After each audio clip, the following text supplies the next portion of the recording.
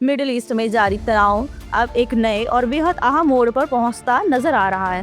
ताजा घटनाक्रम ने यह संकेत दिया है कि संघर्ष अब क्षेत्रीय सीमाओं से निकलकर अंतर्राष्ट्रीय दायरे में फैल सकता है।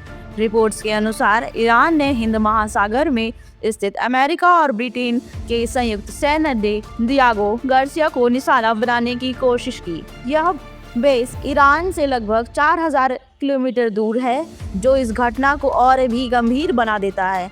इतनी लंबी दूरी तक हमले की कोशिश यह दर्शाती है कि ईरान अपनी सैन्य क्षमता को पहले से कई ज्यादा विस्तार दे रहा है। अमेरिकी अधिकारियों के मुताबिक इस हमले में 2 इंटरमीडिएट रेंज बैलिस्टिक मिसाइलों का इस्तेमाल किया गया। हालांकि दोनों ही मिसाइलें अपने लक्ष्य तक नहीं पहुंच सकी। एक मिसाइल रास्ते में ही विफल हो गई, जबकि दूसरी को अमेरिकी नौसेना ने हवा में ही इंटरसेप्ट कर लिया।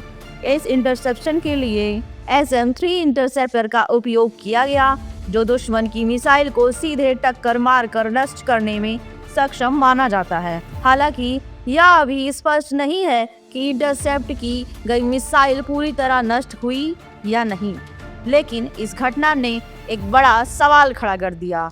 अगर ईरान 4000 किलोमीटर दूर तक हमला करने की क्षमता दिखा रहा है, तो क्या भविष्य में यूरोप भी उसकी पहुंच में आ सकता है? कुछ विशेषज्ञों का मानना है कि यदि यह क्षमता पूरी तरह विकसित हो जाती है, तो पेरिस और लंदन जैसे बड़े शहर भी संभावित खतरे के दायरे में आ सकते हैं।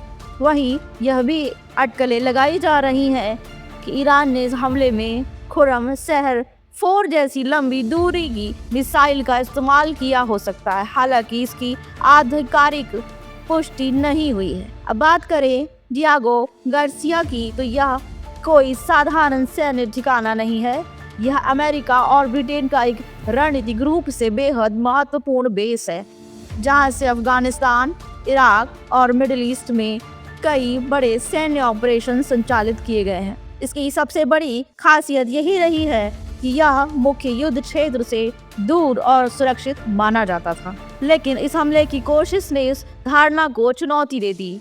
अब यह साफ होता जा रहा है कि ईरान केवल मिडिल ईस्ट तक सीमित नहीं रहना चाहता, बल्कि वह दूर दराज के इलाकों को भी अपनी ताकत दिखाने के लिए तैयार है।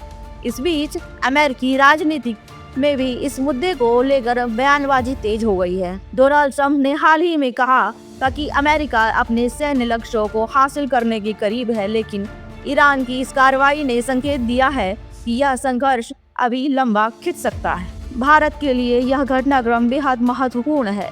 हिंद महासागर में बढ़ती सैन्य गतिविधियां यह इशारा करती हैं कि क्षेत्र की रणनीतिक स्थिति बदल रही है। ऐसे में भारत को अपनी समुद्री सुरक्षा और तैयारियों को और मजबूत करने की आवश्यकता हो सकती है। कुल मिलाकर यह घटना सिर्फ एक असफल हमला नहीं, बल्कि बदलते वैश्विक सैन्य संतुलन का संकेत है, जहां युद्ध अब सीमाओं में बंधा नहीं रह गया, बल्कि नए नए क्षेत्रों में फैलने की दिशा में बढ़ रहा है। नमस्कार।